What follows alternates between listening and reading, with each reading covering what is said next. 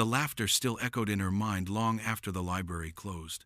They had told her she was wasting her life, hunched over rotting parchment, chasing fairy tales that even seasoned scholars had abandoned. Yet tonight, as moonlight spilled through the tall stained glass windows, Miriam held the crumbling manuscript with trembling fingers, her heart thundering louder than the silence that surrounded her. She wasn't just a librarian. Though the world dismissed her as nothing more, she was the keeper of forgotten words, a guardian of the dust that history had left behind. And she knew, deep in her marrow, that this fragile relic contained a secret the world had buried. The celebrated Egyptologist who had sneered at her earlier that day came to mind. "Stick to stamping books, Miss Greene," he had mocked, plucking the manuscript from her hands before tossing it back like refuse. His colleagues had laughed, their voices dripping with contempt. They saw her as a quiet nobody, a caretaker of shelves, not someone who might dare touch the mysteries of ancient dynasties. Yet what they didn't know, what none of them could even imagine, was that Miriam had spent her childhood under the desert sun, the daughter of a missionary teacher in Cairo, whispering prayers in Arabic and sketching the very hieroglyphs that filled her dreams at night. The manuscript itself was fragile, written on papyrus so brittle it flaked under the slightest breath. To most, it was unreadable, a soup of faded ink and broken lines. But to Miriam, who had learned to trace faint strokes the way others traced constellations in the sky, the fragments were alive. Her eyes moved quickly over the faint lines, her mind piecing together symbols she hadn't consciously studied in years. She could almost hear her late father's voice, urging patience, reminding her that some truths take centuries to emerge. Her breath caught. A cluster of symbols, so faint they were nearly erased, shimmered when the manuscript tilted beneath the lamplight. She leaned closer, adjusting the lens of her magnifier. A bird, a sun disk, and beneath it an ankh, drawn with such precision that its survival against the decay felt deliberate. The placement was odd. Unlike any funerary text she had catalogued, it was as though the scribe had embedded a code meant only for the most obsessive reader to find. Her pulse raced. Why here? Why this way? She thought. A shiver prickled her skin, the kind that came when she knew she was staring at something the centuries had conspired to keep hidden. She began sketching the pattern in her notebook, carefully reproducing every faint curl, every line too thin to see with the naked eye. And as the pattern emerged on the page, so too did the suggestion of something greater coordinates, perhaps, or a path leading beyond the Nile's familiar tombs. She closed her eyes and inhaled. She remembered running barefoot through Cairo's winding alleys as a child, following her father into dusty churches and hidden archives. She remembered how the old priests would unroll scrolls no one else cared about, letting her small fingers trace the faded ink. Those memories weren't just nostalgia. They were training, years of secret apprenticeship hidden beneath a life of quiet library work. The silence of the library pressed in, broken only by the ticking of the clock high above the entrance hall. Her colleagues would return tomorrow and resume their mockery. But tonight, she had seen something they hadn't, and for the first time in years, Miriam felt less like a caretaker of forgotten books and more like the chosen witness to a truth waiting to rise again. She whispered to the manuscript as though it were a living thing, "You've waited long enough. Let's see what you've been hiding." With renewed determination, she flipped to another fragmentary section, her fingers aching with caution. More symbols appeared, some smeared, some intact. Together, they hinted at a journey, not an ending, not a funerary hymn, but a guide. She felt her breath hitch in her throat. Could it be directions? Her mind burned with possibilities, fear mingling with exhilaration. What if she was wrong, and tomorrow she made a fool of herself again? What if this was nothing more than ink stains masquerading as patterns? She clenched her jaw, her all number. This time felt different. This time, the weight of centuries pressed on her shoulders, whispering that she was closer than anyone else had ever dared. If the manuscript was correct, Then somewhere beneath Egypt's sands slept not just another tomb, but the resting place of a pharaoh erased from memory. And if she was right, history itself would bend to her discovery. Her hands steadied. The ridicule she had endured no longer mattered. Because if the truth lay buried beneath these faded lines, then the librarian they laughed at would soon become the voice that rewrote the story of kings. If you're enjoying this story of justice and hidden strength, don't forget to subscribe to the channel to find out how a simple act of prejudice turned into the most valuable lesson of Dr. Hawthorne's life. The manuscript crackled as she turned another page. A faint smile curved her lips. The journey had begun. The library lights dimmed automatically at midnight, but Miriam barely noticed. Her lamp burned fiercely against the dark, casting golden light across the parchment that seemed to breathe under her gaze. She dabbed at her temples with the sleeve of her cardigan. The intensity of her concentration made the room feel suffocating. She leaned closer, nose nearly brushing the manuscript, her pencil poised like a dagger over her notebook. She had studied countless fragments over the years, but this was different. The ink was faint, almost vanished, yet something about the pattern spoke to her in a language beyond words. She reached for her magnifying glass again, holding the brittle papyrus at an angle. And then, almost imperceptibly, something shimmered. Her breath caught. It wasn't just ink. It was pigment, ancient ochre mixed with crushed malachite, designed to catch faint light and hide within shadows. And there, beneath the visible text, she saw them symbols so faint that most eyes would have missed them completely. Hieroglyphs. Her fingers trembled as she traced them in her notebook. A falcon, wings stretched wide. A sun. A serpent coiled protectively around what looked like a doorway. At first, the sequence seemed nonsensical, yet as she whispered each sound aloud, her memory, trained in dusty Cairo classrooms, stitched them into sense. He who sleeps beneath the horizon, he who the kings forgot. Her throat went dry. This wasn't funerary text at all. It was a map. Miriam, she whispered to herself, as if grounding her own disbelief. You're not imagining this. But part of her doubted. She had been wrong before, had chased dead ends that led only to humiliation.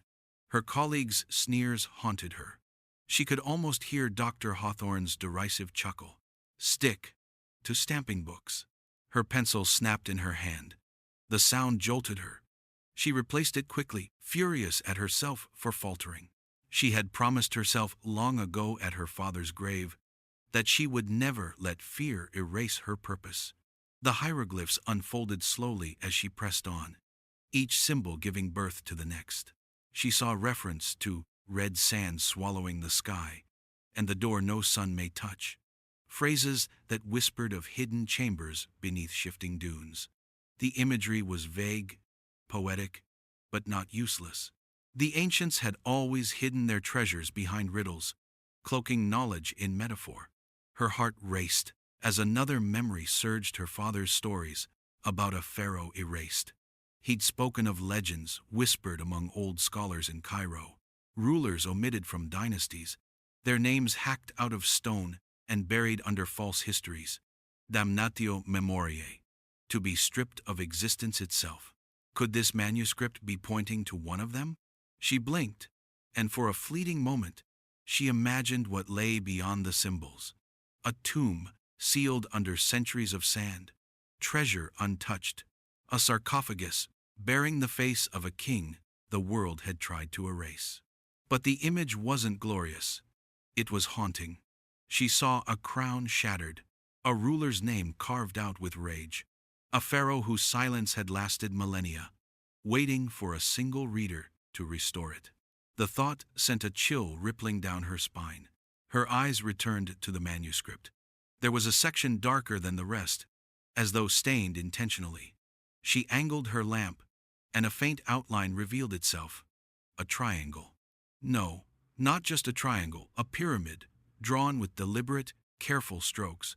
Beneath it, a set of smaller symbols, numbers, coordinates. Miriam gasped, slapping a hand over her mouth. The realization crashed into her like a storm tide. Whoever had created this manuscript hadn't just written history, they had embedded directions. For a long moment she sat frozen, the silence of the library roaring in her ears. She could feel her own pulse in her throat. The temptation to run down the marble halls, shouting her discovery to the world, clawed at her. But she knew what would happen. She saw the sneering faces already Hawthorne, the others, their laughter sharp as blades. They would call it coincidence. They would call her a fraud. And yet, her hands steadied. She tore a fresh page from her notebook and copied the coordinates carefully. She didn't know exactly where in the desert they led, but she knew this much. They pointed to something no scholar alive had ever touched. She leaned back, exhaling shakily. The fluorescent light flickered above her, buzzing like an omen. It didn't matter what they said tomorrow. She had seen it. She had felt it. The manuscript was no funerary trinket. It was a map, a voice from the dead, whispering its secret through the fragile cracks of time. Her lips curled into a thin, determined smile. "Then we'll go together," she whispered to the papyrus. "You and I. To where the kings sleep." The morning sunlight streamed through the high windows of the university lecture hall, gilding the dust motes that swirled lazily above the crowd of scholars. Miriam sat in the corner, clutching her folder with both hands, her knuckles pale against the paper. She had not slept. The manuscript symbols had danced before her eyes all night, the coordinates etched into her mind like a secret brand. Now, standing among Egyptologists and archaeologists whose names appeared in textbooks, she felt the familiar squeeze of doubt, but she would not back down. Not today. At the front of the room, Dr. Hawthorne's booming voice carried easily, his English accent sharpened with arrogance. "As you can see," he said, gesturing toward a projected slide of a tomb painting, "our current understanding of the late dynasties remains complete. No hidden pharaohs, no buried dynasties erased from history. Romantic notions, all of them, dangerous to entertain." The scholars nodded, some scribbling notes, others smirking knowingly. Miriam swallowed hard. Her folder seemed to burn in her lap.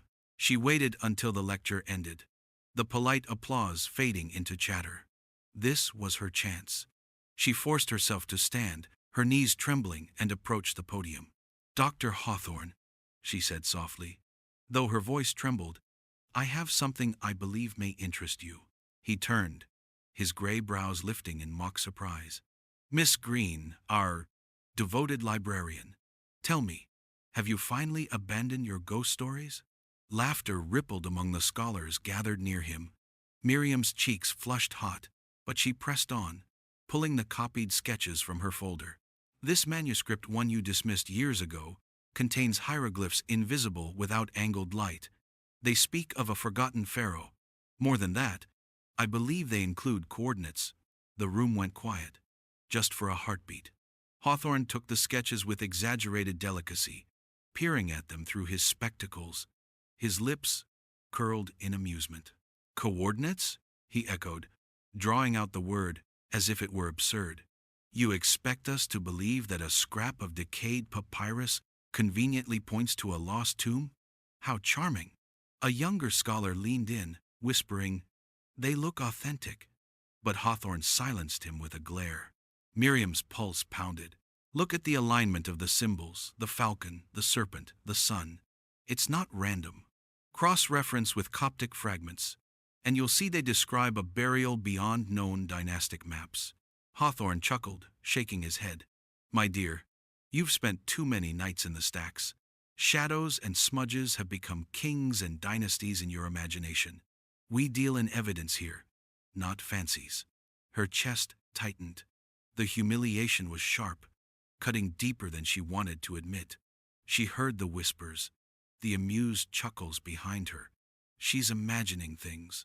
Poor woman. For a moment, despair threatened to overwhelm her. She saw herself shrinking back into the library, condemned to live in silence, mocked for daring to dream. But then her father's voice rose in her memory, low, steady, unshaken. "Truth does not ask permission, Miriam. It waits for someone brave enough to speak it. She lifted her chin. You can laugh, she said, her voice firmer now. But when the sands give up what they've hidden, it won't be your name they remember. It will be mine. The words fell like a stone into the quiet. For the first time, Hawthorne's smirk faltered. A flicker of something annoyance, fear, crossed his features before he waved her away. Run along, Miss Greene, he muttered, dismissive again. The adults are working. Miriam gathered her sketches, her humiliation now tempered with fire. The rejection cut deep, but it also carved out resolve. If no one would believe her, then she would go alone. As she stepped into the sunlight outside, the warm wind lifted her hair, carrying with it the scent of dust and distant journeys. She knew, with every beat of her heart, that the manuscript had chosen her, and she would follow its call, no matter the cost. The library's hidden reading room was silent, except for the scratch of Miriam's pen against paper. She had pulled every obscure volume she could find: Coptic prayer books, fragments of Alexandrian scrolls, medieval translations scrawled by monks whose eyes had long since turned to dust. Her desk looked like a battlefield of forgotten languages, each page a weapon in her private war against disbelief. Her humiliation in the lecture hall lingered like an open wound. Every sneer, every chuckle from the scholars replayed in her mind. Yet instead of crushing her spirit, it fueled her obsession. She was no longer content to simply glimpse meaning in the hieroglyphs. She would drag their truth into the light until no one could deny it. Her magnifying glass hovered over the manuscript again, focusing on the faint serpent coiled around the doorway.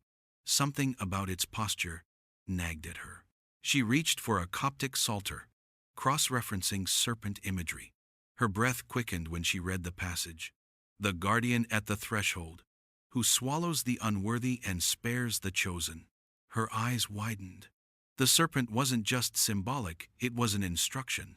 Only the one who understood the threshold could pass. She flipped through another reference, her fingers trembling, until she found a phrase that made her heart stop. The tomb of the forgotten king, buried where no sun may touch, beyond the horizon of red sands. She whispered the words aloud, barely daring to breathe. It was there the proof she had chased through sleepless nights. The manuscript wasn't just poetry. It was a cipher, designed to reveal itself only when paired with the right context. Her mind raced. Red sands? That could only mean the western desert, beyond the Nile's fertile floodplains. And where no sun may touch, an underground chamber, perhaps buried deeper than the known tombs. She sketched furiously, mapping connections between the hieroglyphs and the Coptic fragments, building a puzzle piece by piece. For a moment, she leaned back, exhaustion clouding her vision. Her body screamed for rest, but her soul burned with clarity. She thought of her father again, how he had taken her, at 9 years old, to a crumbling monastery on the edge of Cairo. She remembered the old priest handing her a scroll too fragile for most hands. "Your eyes are steady," he'd said. "Steady eyes see what others overlook." She hadn't realized until now how much those words had shaped her. Steady eyes. Yes, she could see it. The pharaoh was there, waiting in the manuscript's cryptic lines. A noise startled her, a sudden bang, as the library's outer door closed. Miriam froze, her pulse leaping. Who else was here at this hour? She gathered the manuscript protectively against her chest. Footsteps echoed in the hallway, fading, then gone. Perhaps just the night janitor. Still, her nerves hummed. The secret she carried felt dangerous, as if the ancient world itself was guarding it jealously. She turned back to her notes, determination overriding fear. The words glared back at her. The forgotten king. Her hand clenched into a fist. That was it, the name erased from dynasties. The pharaoh swallowed by silence. The one her father had hinted at but never found. The one history itself had tried to bury. Her voice trembled with both dread and defiance as she whispered, "I will find you." It no longer mattered who mocked her. No longer mattered if she walked alone. She had the key now. and the door was waiting. The airplane rattled as it descended into Cairo, the lights of the city glittering like spilled jewels against the black desert. Miriam pressed her forehead to the window, her heart heavy with a mixture of dread and longing. She hadn't been back since her father's funeral. The air here seemed different, thicker with memory. She could almost hear his voice in the hum of the engines, reminding her of the promise she'd made at his grave. Never stop searching. Her fellow passengers disembarked in eager chatter, tourists with cameras, businessmen rushing through calls. Miriam, however, moved like someone carrying a sacred weight. Tucked in her satchel were the copied pages of the manuscript, her maps, and the carefully transcribed coordinates. It wasn't much. She had no funding, no team, no institutional support. Just her notebooks and a conviction that burned hotter than the desert sun. The Cairo air struck her as soon as she stepped outside, hot, dry, and laced with dust. She inhaled deeply. Memories rose unbidden, running through narrow alleys as a girl, the scent of cardamom from market stalls, the echo of Arabic lullabies her father's students had sung. Every corner seemed haunted by a younger version of herself. But nostalgia could not distract her now. She hired a driver from the airport, handing him the paper with the rough coordinates she had sketched. The man raised his brows. This place? No roads there, only sand. That's fine, Miriam said, her voice steadier than she felt. Just take me as close as you can. Hours later, the city's glow faded, replaced by the endless expanse of desert. The horizon shimmered under moonlight, dunes stretching like the backs of sleeping beasts. Miriam sat in silence, clutching her satchel as the driver hummed softly to himself, glancing at her through the rearview mirror with a mixture of curiosity and unease. By dawn, they had reached the edge of the western desert. The driver refused to go farther. This land eats men alive, he warned, shaking his head. I'll manage, Miriam replied, paying him with the last of her saved bills. He muttered a prayer as she shouldered her satchel and stepped onto the sand alone. The desert swallowed her immediately. Each step sank into shifting grains, her boots heavy, her lungs straining against the rising heat. The sun glared mercilessly, turning the sky into white fire. Yet she pressed forward, guided by the coordinates that burned in her notebook. By midday, exhaustion clawed at her. She dropped her pack and knelt, sweat dripping into her eyes. For a moment, fear whispered, what if she died here? What if the scholars were right, and she had risked everything for a mirage? Her resolve faltered, and she almost wept. But then she pulled the manuscript fragment from her bag. Holding it to the light, she saw again the falcon, the serpent, the doorway. Her father's voice seemed to whisper, steady, eyes. Her lips tightened. She rose, staggering forward. Hours blurred. The desert stretched on, in merciless silence. But just as the sun dipped low, painting the dunes in blood-red light, she saw it, a strange rise in the sand, angular where nature should have been soft. Her breath caught. She stumbled closer, brushing away the grains with trembling hands. Beneath lay cut stone, edges too perfect to be natural. Her chest heaved with disbelief. She had found it. The desert had hidden its prize for millennia, but the manuscript had led her true. Dropping to her knees, she pressed her palms against the stone, her voice breaking into a whisper. I found you. Above her, the desert wind howled like a guardian spirit, as though the Pharaoh himself had heard her arrival. The wind hissed across the dunes like a warning as Miriam clawed at the sand.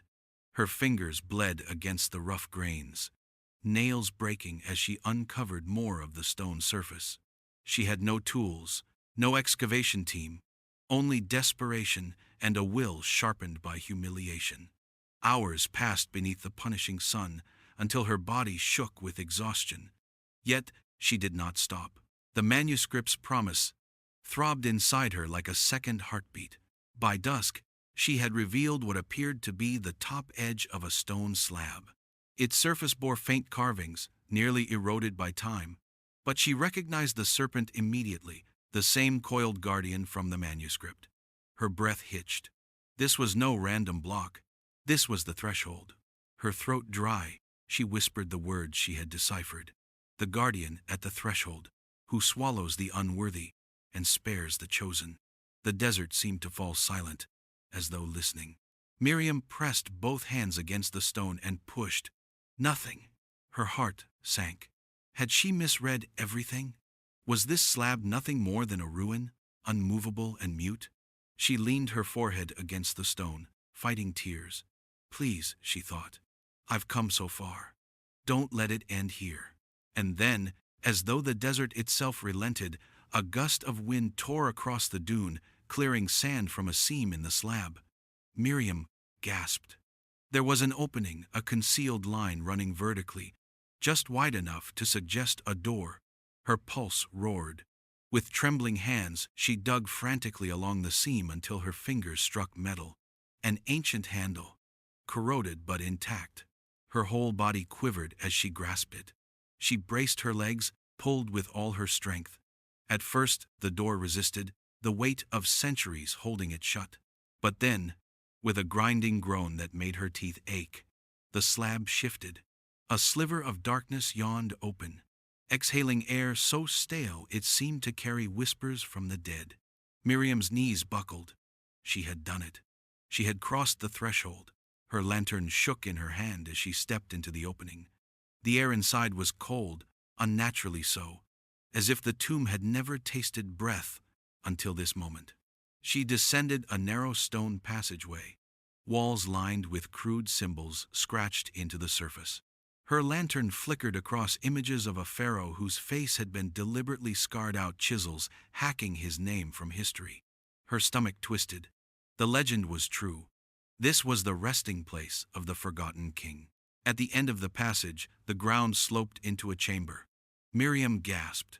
Before her lay treasures untouched by grave robbers, golden amulets, alabaster jars, fragments of ceremonial staffs. Dust covered everything in a sacred hush. She felt unworthy, a trespasser in a place guarded by silence for thousands of years. But it was the centerpiece that froze her breath. A massive sarcophagus, its lid carved with the faint outline of a pharaoh's face. The features were almost obliterated, as though enemies had tried to erase him even in death. Still, a faint crown remained etched above his brow, a defiance against oblivion. Miriam staggered closer, tears blurring her vision. She laid a trembling hand on the stone lid, whispering, "You're real." In that moment, all the ridicule, the laughter, the years of obscurity vanished. The librarian they had mocked had found what entire generations of scholars had failed to see. Her lantern flame flared, throwing shadows against the walls. Hieroglyphs emerged in the glow, inscriptions that had waited for centuries. She traced them with her fingers, her voice breaking as she translated. "The king who was erased shall rise again when his name is spoken." Her chest tightened. She whispered softly, reverently, "I will speak it." The tomb seemed to sigh in reply, as if acknowledging the promise. Miriam's lantern sputtered as she steadied it against the edge of the sarcophagus. The chamber seemed to press in around her, its silence heavy, watchful. Dust stirred faintly in the beam of light, dancing like spirits long confined. She drew a slow breath, forcing her trembling hands to trace the wall inscriptions again. They were clearer here, carved deeper, as if the scribe had known this place would be the pharaoh's final defiance against erasure. Her fingers lingered on a series of symbols. She recognized the royal cartouche, yet the name within had been violently scratched away. Her chest tightened with anger and sorrow. Someone, centuries ago, had hated this pharaoh enough to condemn his very memory. But not every mark was destroyed. Some faint symbols remained, overlooked by the vandals' rage. Miriam adjusted her lamp and squinted. Slowly, piece by piece, she reconstructed the name. Neferkaré. The syllables rolled from her lips in a whisper, and a chill ran down her spine. The pharaoh's stolen name, spoken aloud for the first time in thousands of years, reverberated in the chamber like an echo from the grave. Her father's words came back to her. History is written not only in what is remembered, but in what is erased. Restore the erased, and you restore the truth. The lantern's glow revealed more inscriptions circling the sarcophagus. They spoke of betrayal, Neferkaré's reign torn down by rivals, his monuments defaced, his legacy replaced by lies. Yet within the text was also pride. He who built the hidden temple of the horizon, keeper of the desert's secret. Miriam pressed a shaking hand to her mouth. This pharaoh had not been powerless. He had orchestrated this concealment himself, hiding his tomb so that only the worthy, those who deciphered the manuscript, might find him. She collapsed to her knees beside the sarcophagus, overcome. For years she had been mocked as a dreamer, a librarian lost in fantasy. But here she was, kneeling before a king who had entrusted his memory to the steady eyes of an outcast. A sudden noise made her flinch, the crack of shifting stone behind her. She whipped around, lantern raised. The air shifted as sand trickled through a gap in the ceiling. Panic clutched her throat. The tomb was unstable. She had disturbed something that had not been touched for millennia. She scrambled to her feet, torn between terror and awe. Every instinct screamed to flee, yet her heart ached to linger, to document every detail. She forced herself to act quickly, sketching the inscriptions into her notebook with frantic strokes. Each word felt like a promise to the pharaoh. You will not be forgotten again. Her lantern flickered violently, and for one horrifying moment, the chamber plunged into blackness. Miriam's breath came ragged, her hands fumbling to coax the flame back. It flared again, and in that wavering glow she thought, just for an instant, that she saw the carved face of Neferkaré shift, as though the stone itself sighed in relief at being seen. Tears blurred her vision. She laid both hands on the sarcophagus. Your story lives, she whispered. I will carry it where the world can see. She lingered only a moment longer. Then, clutching her notes, she backed toward the passageway. Every step away from the chamber felt like betrayal. Yet she knew the pharaoh's secret was now alive in her. When she emerged from the tomb into the cold desert night, the stars blazed overhead, fierce and innumerable. She lifted her face to them. The manuscript clutched against her chest. For the first time, the weight of ridicule no longer pressed on her shoulders. She had uncovered a truth that could humble empires of arrogance. And she knew, as surely as she knew her own name, that the world would never again laugh at the librarian who listened to the whispers of the forgotten. Weeks later, the world seemed smaller, as if the sands themselves had carried Miriam's discovery across continents in whispers that turned into roars. Headlines screamed of the lost pharaoh's tomb. Scholars scrambled to publish hurried theories, and documentaries began filming before the dust had even settled. But through it all, Miriam kept to the edges, her quiet demeanor unchanged, though her name was now spoken with awe. She stood at the museum's grand hall, the sarcophagus of Pharaoh Neferkaré displayed beneath a vault of lights. Crowds pressed against velvet ropes, their faces alight with wonder. Where once there had been silence and erasure, now there was reverence. Children pointed at the gilded amulets. Elderly tourists wept at the inscriptions she had copied into translations. And scholars whispered the pharaoh's name with cautious respect. Miriam lingered at the back, her cardigan draped over her shoulders like armor against the cold air conditioning. Dr. Hawthorne was there too, his face pale and tight. He gave speeches now, pretending his skepticism had been cautious prudence rather than outright dismissal. But whenever his gaze met hers, he faltered. The memory of her defiant words in the lecture hall still lingered between them. When the sands give up what they've hidden, it won't be your name they remember. It will be mine. And she had been right. She turned away from the spectacle, her thoughts drifting back to the tomb. The world saw treasures and gold, but she remembered the silence, the brittle air, the feeling of speaking Neferkaré's name into the dark. That was the true treasure, not the relics on display, but the restoration of dignity to a ruler condemned to oblivion. In the quiet of her own mind, she replayed that moment, kneeling by the sarcophagus, whispering a name that had not been heard in thousands of years. It still sent a shiver down her spine. She had not just found history, she had given justice to the forgotten. One evening, long after the museum had closed, Miriam slipped back into the hall. The sarcophagus lay still, its carved face illuminated by a single light. She approached slowly, her footsteps echoing. "I kept my promise," she whispered. "They speak your name again. You are remembered." The silence answered her, heavy but not empty. She felt a strange peace settle over her.